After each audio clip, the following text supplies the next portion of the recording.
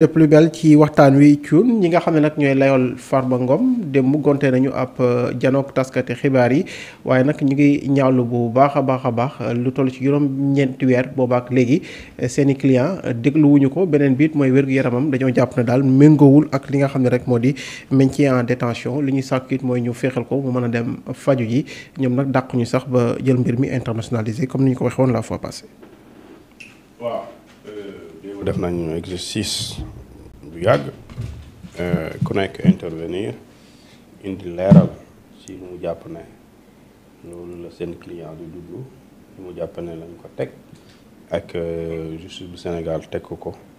lu ñuy bëgg ak lu ñu bëgg joyanti mu nekk nag lu am solo ci Farba Ngom mais aussi ñi nga xamante ni ñoom ñooy ñii ànd ak Farba Ngom maître Doudou Ndoye def na kii bu yàgg bu gudd di expliquer lu muy jàppee ne dafa am problème ci dossier judiciaire bii di Farba Ngom parce que dafa tudd ay droits de défense ak lu ñuy tuddee principe du contradictoire tudd CENTIF tudd ci procédure pénale tudd ci peine bi tudd ci règle yi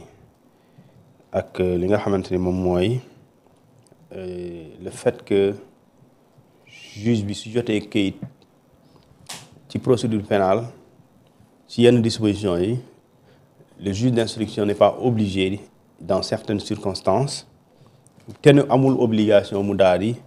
topp lu procureur bi wax mais am na foo xamante ni procureur su waxee waxam kenn du ko dindi yooyu des fois nag ci procédure mën na poser problème mais même su poser problème du juge bi ngay waxal procédure ki bind texte bi ngay waxal parce que dañ ne ci article 139 bi par exemple bu Sénégal daf ne bépp sénégalais koo mën a doon bu ñu la toppee lii nga xamante ni mooy article 55 ba 100 koo mën a doon ou 56 xaw ma ba 100 koo mën a doon bu procureur waxee ne na nga dem ci kaso bi mooy ñu tuddee un réquisitoire dûment motivé boo doon saraxe ginaar sax di nga dem ci kaso bi tant que bind na ko donc foofu le juge d'instruction dañ ne est tenu de décerner un mandat de dépôt contre ces personnes là est tenu c'est-à-dire que amul choix bu ko procureur waxee dara mu citeel ko par exemple article 80 da ngay dem ci kaso bi su la citelee mu def aussi réquisition dûment motivée mu citeel la article 255 définir vos nouvelles da ngay dem ci kaso bi mais foofu da ngay gis ne doole procureur dafay ñëw mooy bu waxee rek yenn yi day dem waaye ci loi aussi sur le blanchiment des capitaux c'est une loi contraignante parce que li tax mu contraignante daf ci boole ñaari mbir l'autorité administrative et l'autorité judiciaire l'autorité administrative c'est la CENTIF day bind kayit document ba pare bu ko joxee document si loi bi moom moo waxaale ne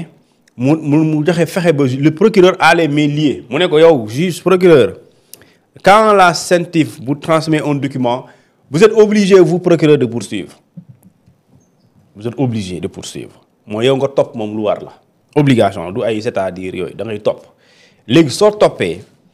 am na loo ci def cité ci ay nit pour nga tijjul information judiciaire nit yooyu di mis en cause yooyu dañu leen di placer sous mandat de dépôt donc le juge d'instruction su boobaa aussi moom des fois même s'il n'est pas tenu de le faire mais pour la plupart da lay dugal ci kaso yi pour la plupart parce que Tahirou Sarr a ngi nii Farba Ngom mi ngi nii ñeneen dem nañ ci kaso bi pour les mêmes faits léegi nag foofu boo bëggee indi principe du contradictoire CENTIF mënul am contradictoire mënul am parce que CENTIF moom dañ ko clamé ak yow CENTIF dañ koo def lu ñu tuddee ay déclaration de soupçon dañ koo jox information financière moom mu koy traité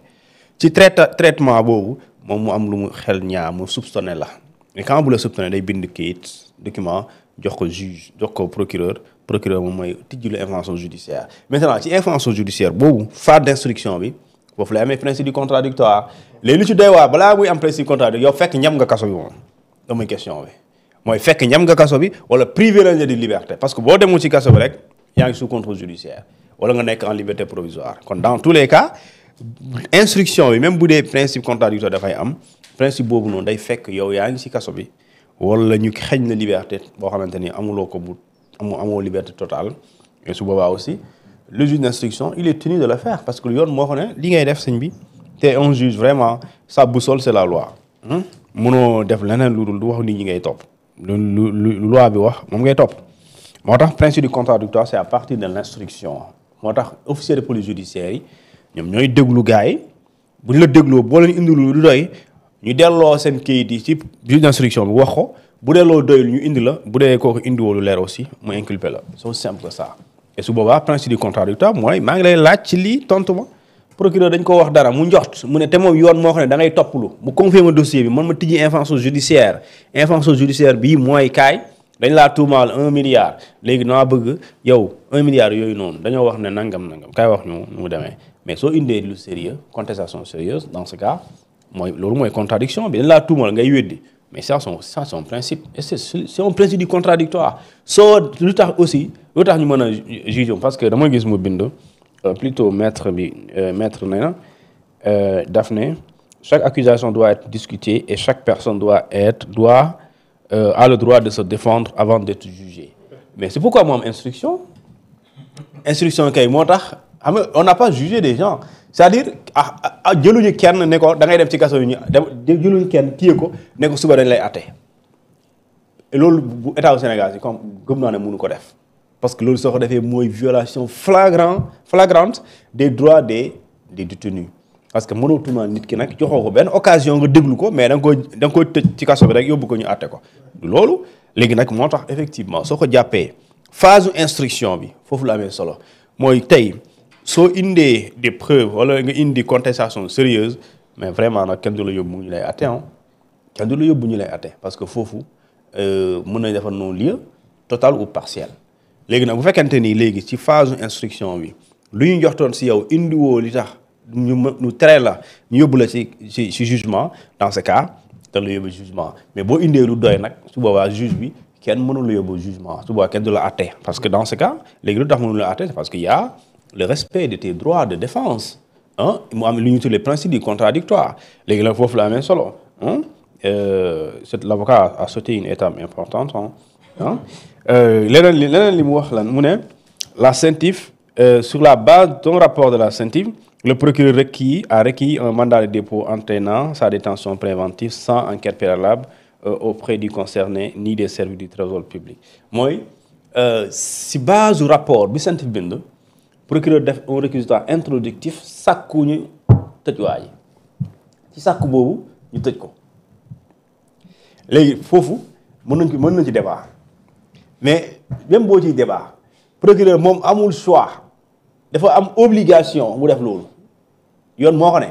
yow procureur boo jotee kayit bi document rapport CENTIF yow da nga war a topp du amul fii ay naan opportunité de mettre de poursuite loolu amul fii vous êtes obligé de poursuivre et quand tu es obligé de poursuivre il faut un document boobu c'est le réquisitoire introductif et dans le réquisitoire introductif di nga wax ne jàpp leen téye leen def leen nangam léegi su boobaa li ñu lay jox c'est des accusations sérieuses wala soupçons sérieux léegi ci ngay sukkandiku nag pour établir ton réquisitoire introductif pour nga topplu léegi yow topplu boobu nga demander au juge d'instruction d'ouvrir une information judiciaire et le juge d'instruction maintenant à partir des officiers de police judiciaire ñu convoqué nit yooyu woo leen sinon moo tax ngay dégg indi nañ waa ji dig yóbbu nañ ko pôle parce que c'est une délégation judiciaire léegi nag su boobaa soo ñëwee ci officiers yi waxoo li doy nga xamante ne lañ doon séntu si yow mën na la transférer ci parquet bi ci procureur ci juge d'instruction comme Alioune Sall si kanam tuuti war na mën dem alors boo ñëwee ci kanamam soo indee lu leer wala nga indi questionnement mais dañ lay bàyyi provisoirement le temps que ñoom ñu continuer seen enquête loolu moom vraiment léegi nag CENTIF vraiment du autorité judiciaire moom autorité administrative la moom nekk fii naan yow gars yi dégg nañ kaay ñu waxtaan CENTIF amul loolu liggéeyam CENTIF dafay recevoir des informations des déclarations de soupçon ba pare mu analyser loolu mu gis ne xel tee na ci mu daal di ko jébbal attekat parce que moom du atte léegi attekat boobu nag asa toppaatekat bi di procureur moom il est obligé de poursuivre dans bu ko CENTIF bindee léegi nag foofu mën nga ne léegi ñi def politique nag mën nañu wax mbirum politique parce que CENTIF kuréel bi ñu bokk ministère des finances la et le ministre des finances est une autorité politique ah donc yooyu c'est lié en fait. ça pas forcément ça dama bëgg sénégalais yi may déglu. jàngat ñu déglu ma rek ma wax leen sentif. gis nga gardien bi nga jël sa kër mu lay saytul kër gi ndax sàcc nañ fi dara wala dara.